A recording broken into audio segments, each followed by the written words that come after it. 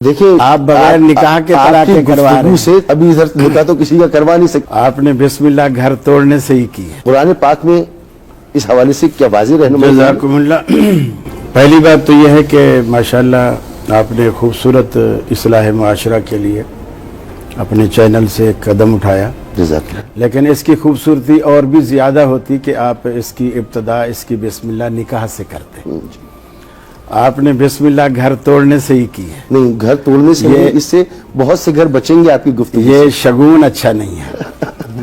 تو ویسے بھی طلاق جب ہوتی ہے جب پہلے نکاح ہوتا ہے. دیکھیں آپ بغیر نکاح کے طلاقیں کروا رہے ہیں. سے آپ کی ابھی ادھر نکاح تو کسی کا کروا نہیں سکتے. وہ تمام حضرات کم از کم ترغیب تو دے سکتے ہیں نا. ترغیب تو دے سکتے ہیں. جن کا نکاح ہو گیا ان کے نکاح بچانے ہیں ہمیں. تھوڑا سا ذکر نکاح کا میں نے بھی کیا تھا اس تاکہ وہ پہلی پتہ بات تو لگے یہ ہے حصے کہ میں- ماشاءاللہ جی. مجھ سے ماقبل اپنے اپنے حصے کی علماء نے، شیوخ نے خوبصورت گفتگو کی، اپنے مسلک کی روشنی میں بھی، دلائل کی روشنی میں بھی. میں سب کو اپریشیٹ کرتا ہوں.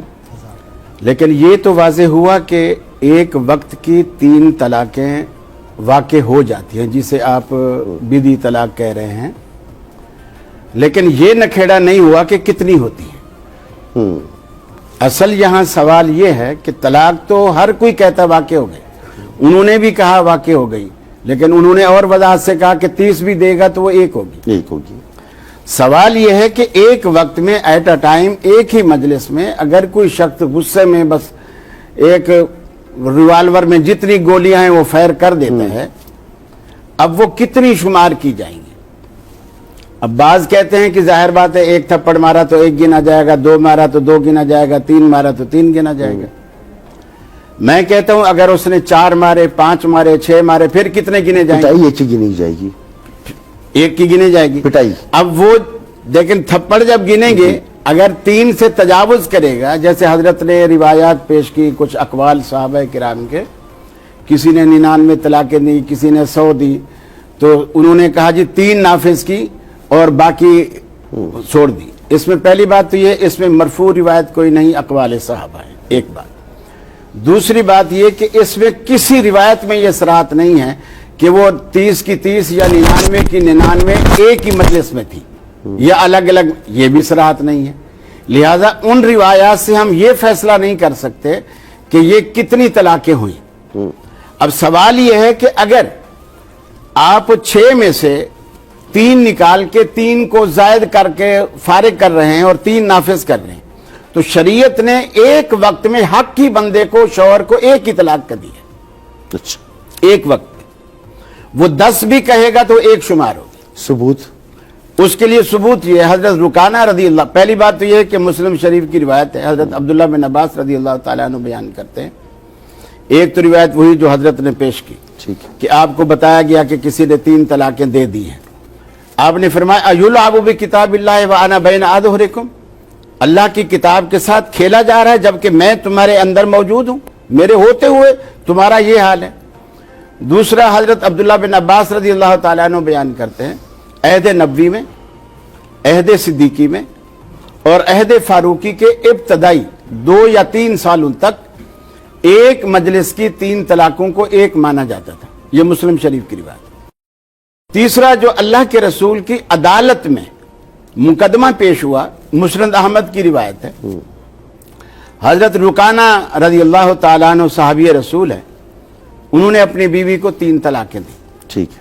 نبی کریم کی، اب یہ عدالت عظمیٰ کے تحت یہ مقدمہ آ رہا ہے. ٹھیک ہے.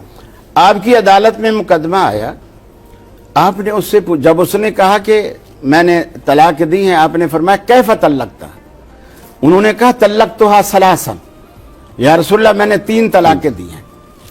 اب جب آپ نے پوچھا کہ 3 کیسے دی، اس نے کہا کہ میں نے 3 دے دی. آپ نے دوسرا سوال یہ کیا فی مجلس واحد، اچھا. کیا ایک ہی بیٹھک میں، ایک ہی مجلس میں؟ واہ.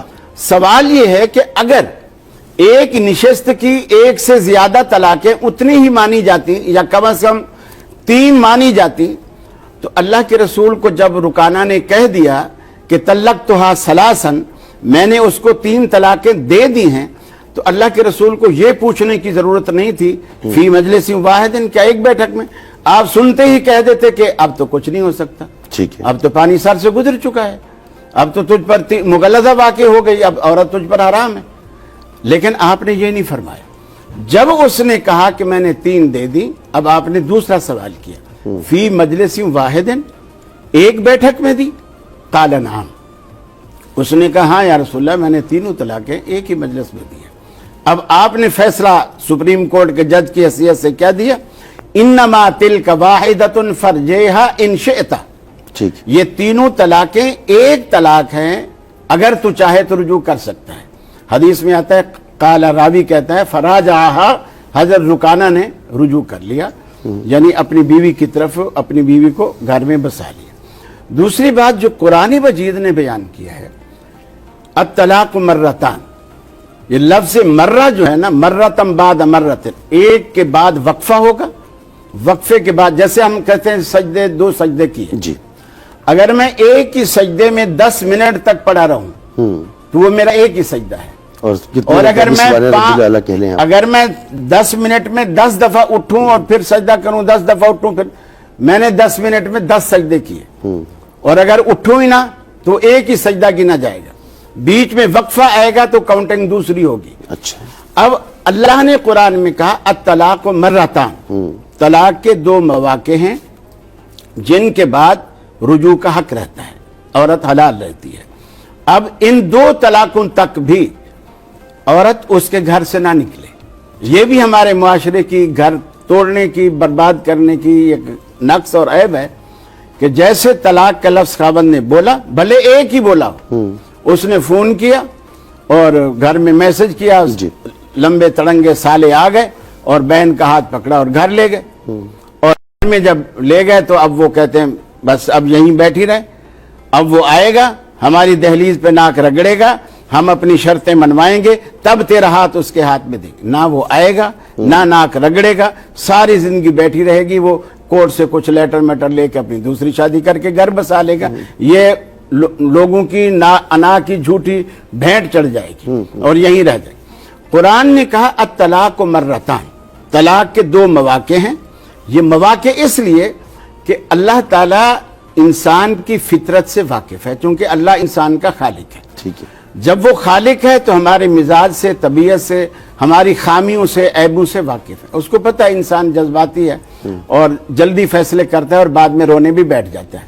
تو اللہ تعالیٰ نے جو وقفے رکھے ہیں, سوچنے اور سمجھنے کے مواقع دیے ہیں. اس کے بعد وقفہ تو چند لمحوں کا بھی ہو سکتا ہے, اس میں سوچ نہیں سکتا بندہ. یہی ہوتا ہے کہ 1 گھنٹے بعد دے دے, جب تک غصے کا جو ٹمپریچر ہے نا, وہ جب تک چڑھا رہتا ہے نا 90 درجے پر, وہ سوچتا ہی نہیں. وہ 1 گھنٹے کے بعد دے سکتا ہے, لیکن مجلس بدلے گا. اچھا, یعنی یہاں سے بیٹھ کے اب دوسرے کمرے میں بیٹھ کے دے دے, مجلس بدلے گا. اگر مجلس بدلے گا تو ہم کاؤنٹنگ بدلیں گے, اگر مجلس نہیں بدلے گا تو لیکن سوچنے سمجھنے کا موقع دے. اسی لیے فرمایا فَإِمْسَاكُمْ بِمَعْرُوفٍ أَوْ تَسْرِيحٌ بِإِحْسَانٍ.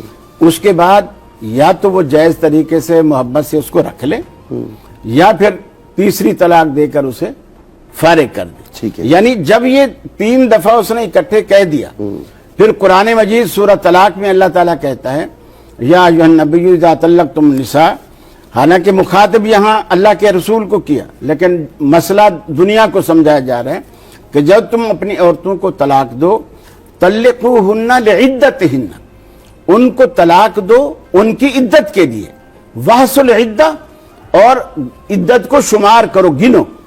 آپ نے عدت کا موقع ہی نہیں